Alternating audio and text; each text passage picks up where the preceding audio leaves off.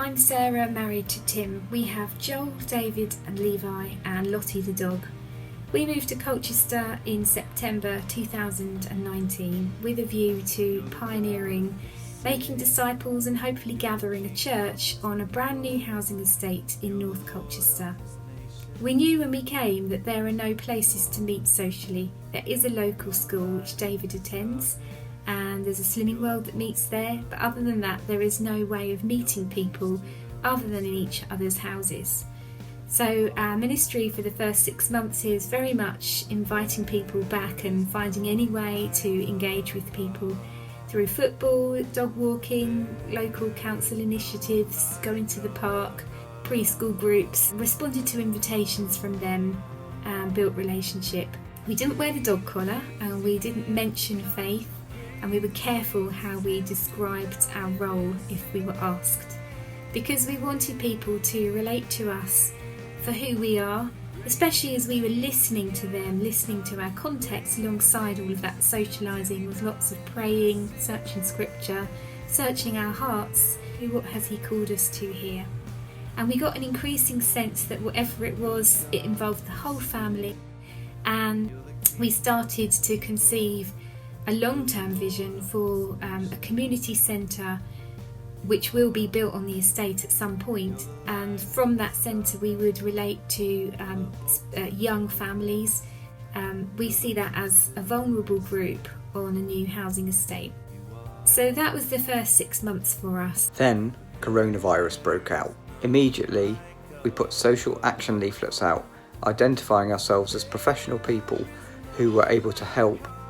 It turned out we were then the first to be ill, the first to have to social isolate, and the first to try homeschooling, truly pioneering. As we'd ended up there first, we were able to anticipate where everyone else was about to head, and so we began making daily films with an emphasis on feelings and the experiences that people might be having.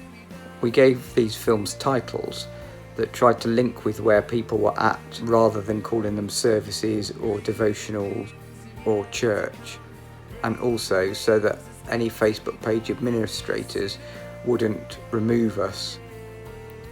So we ended up with a new format for the new age that was dawning. These resources, as you can see from the bullet points, are designed specifically for people living on the estate. Ecumenical and does not depend on liturgy. All age in less than 30 minutes. Demonstrates every member ministry. And spirituality.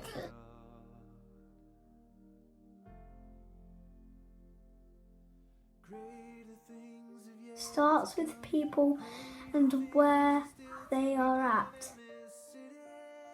Uses the colour bingo. Engages empathically, offering something real. Very visual and appealing to different learning styles. Spiritual. Religious. Routine entries at 9:30 a.m. but with varying content. Simple activities that can easily be adapted and repeated in each home. Part of the attraction of this model for those that might be seeking is the anonymity, and so we've been very careful not to pry. To reach them, we use all the available local Facebook pages. One friend became a Christian and is planning to get baptised, as the Easter talk made sense for them for the first time ever. Now, they're not on the estate, they live in West Sussex, but we are still overjoyed for them. Here are some of the comments from people who have no faith on the estate that are watching our films. Alongside the YouTube videos, we've done lots to try and keep relationships going with the local people. We did Taste the Rainbow, Skittles in a pack with a help card to every home, and that went down so well. People really loved that, so that's worth remembering. That kind of thing works. And we've obviously tried keeping up with people on the phone or Messenger, WhatsApp, or whatever their preferred communication method is.